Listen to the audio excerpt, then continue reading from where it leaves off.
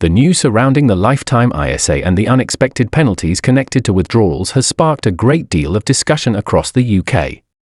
Many households are discovering that when they take money out of a lifetime ISA for reasons that fall outside the official guidelines, the consequences can be surprisingly costly.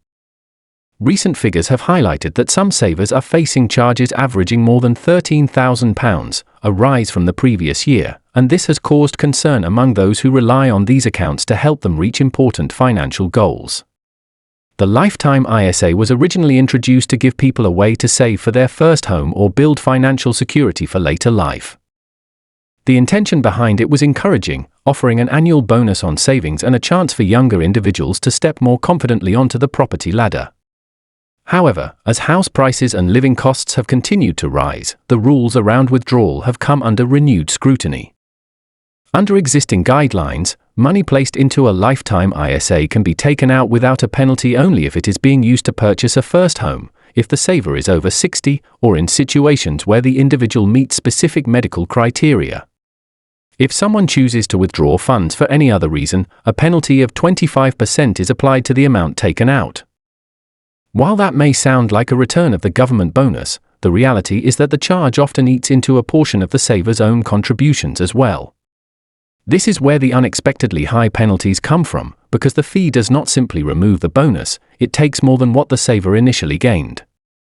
Recent data shows that in the 2024 to 2025 tax year, the average among the 25 largest withdrawal penalties rose to approximately £13,500. That is a significant increase when compared to the previous year's average of around £10,500. In addition, more than 129,000 savers experience some form of withdrawal charge, compared with 87,000 people who used their lifetime ISA funds to buy their first home. These numbers have sparked debate about the fairness of the rules, especially as the cost of homes continues to rise across the UK. Housing affordability has become an ongoing challenge. Many first-time buyers now struggle to find properties that fall within the current lifetime ISA property price limit, which is set at £450,000. If a buyer finds a home they wish to purchase that sits even slightly above that threshold, they cannot use their lifetime ISA without facing the penalty. This has left many people feeling that the rules do not properly reflect the modern housing market.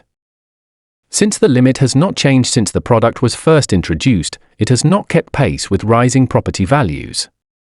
This means that people saving responsibly might still run into difficulties because the available homes in their area are priced beyond the set cap. Financial experts have been vocal about the need to revisit the current policy. Some argue that savers should not face penalties simply because they are attempting to buy a home that accurately reflects real market conditions.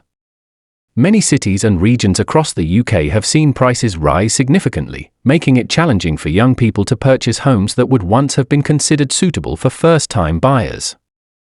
With this in mind, the call to update the price limit appears grounded in practical concerns about fairness and affordability. Supporters of the lifetime ISA emphasize that despite the challenges, the account has helped thousands of people gather the funds needed for deposits.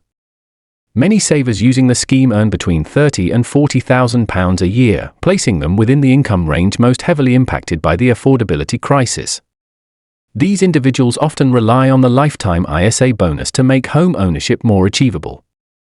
Some analyses suggest that the scheme has already contributed positively to the national economy, generating a notable amount of value while providing essential support for those trying to enter the housing market.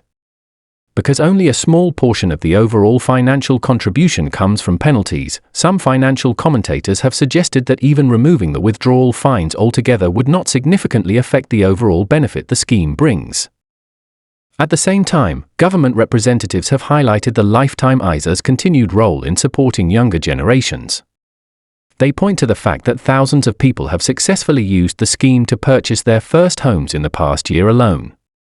The government has also reiterated its broader commitment to expanding access to housing, with ongoing pledges to increase the number of homes across the country. The goal is to help more people make the transition from renting to owning, which remains an important aspiration for many families and individuals. Despite these encouraging points, the issue of penalties still raises valid concerns. As the cost of everyday life continues to rise, people sometimes need access to the money they have saved, even if it is not for buying a home or retirement. When they withdraw these funds, often out of necessity, the penalties can come as an unexpected and unwelcome surprise. For some, it feels like they are being punished for needing their own money at a time when financial flexibility is more important than ever. This situation has led to discussions about whether the withdrawal rules should be adjusted to reflect the realities of modern life. Some have proposed ideas such as reducing the penalty, updating the property price limit, or offering more flexible withdrawal options for savers facing genuine hardship. While no official changes have been made yet, the ongoing conversation suggests that policymakers and industry professionals recognize the need to ensure that the lifetime ISA continues to work effectively for the people it was designed to support. The rising average penalty has become a reminder of how important it is for savers to understand the rules of the lifetime ISA before making decisions about withdrawing their money. Many financial advisors encourage people to explore all their options, ask questions if they are unsure, and consider whether their long-term goals line up with the restrictions of the account. By having a clear understanding from the beginning, savers can avoid unexpected charges and make the most of the benefits the scheme provides. For those who are considering using a lifetime ISA to save for their first home, it is especially important to research the pricing trends in their area and check whether the properties they are likely to afford fit within the current limit. Although this may require a bit of planning, it can help avoid situations where a dream home turns into an unexpected expense. Financial advisors often recommend comparing prices, looking at neighboring areas, and seeking up-to-date information before making a final commitment. The story of these penalties also highlights a broader message about financial planning in the UK. With economic conditions continually shifting, and with inflation, housing costs, and savings rates all influencing people's choices, having access to clear and reliable guidance is essential. The lifetime ISA remains a valuable tool for many, but like all financial products, it works best when people fully understand how it fits into their personal goals. As the conversation continues, it is likely that more attention will be paid to how these rules affect ordinary households. Whether it leads to adjustments in policy or continued debate, the issue has drawn attention to the importance of ensuring that savings tools remain fair, accessible, and effective. Many people across the country hope that as discussions move forward, the balance between encouraging long-term saving and offering practical flexibility will be better achieved. While the recent figures have been surprising for many, they serve as a reminder that financial regulations can have a significant impact on everyday life.